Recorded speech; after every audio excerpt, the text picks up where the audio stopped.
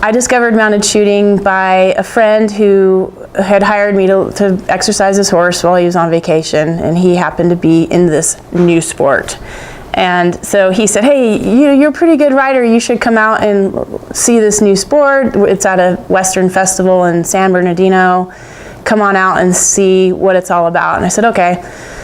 So when I got there, I was one of many in the crowd in the stands, and this mounted shooting demonstration was going on during the halftime of the rodeo, and the guy that had introduced me to this, or my friend, he was playing back and forth with the announcer, and he said, this sport's so easy and it's so fun, we should just pull somebody out of the crowd to try this.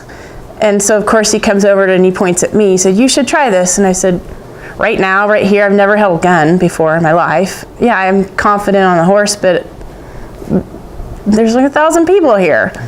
And so I said, all right, fine. Of course, I'm early 20s, so whatever. So they gave me a quick tutorial on the gun, strapped a gun belt around my waist, and they said, okay, run out there as fast as you can and shoot some balloons.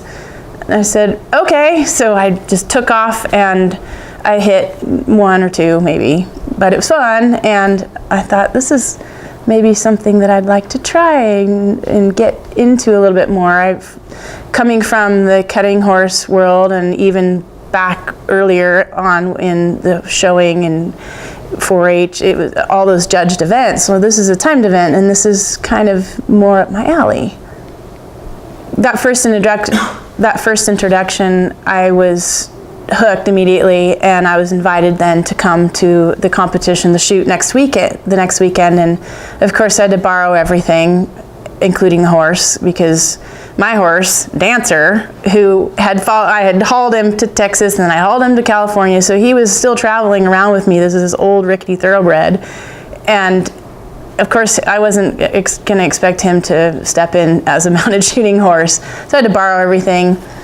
And from then, you know, I just felt like this is something I really wanted to do. And after that, I ended up buying a project horse that I could turn into a shooter, which I did. And he ended up dying, which was tragic for me.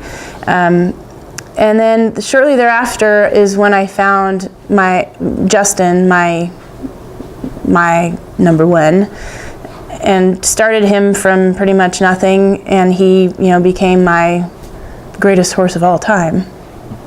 How many world championships you won on him? I've won 4 world titles on him.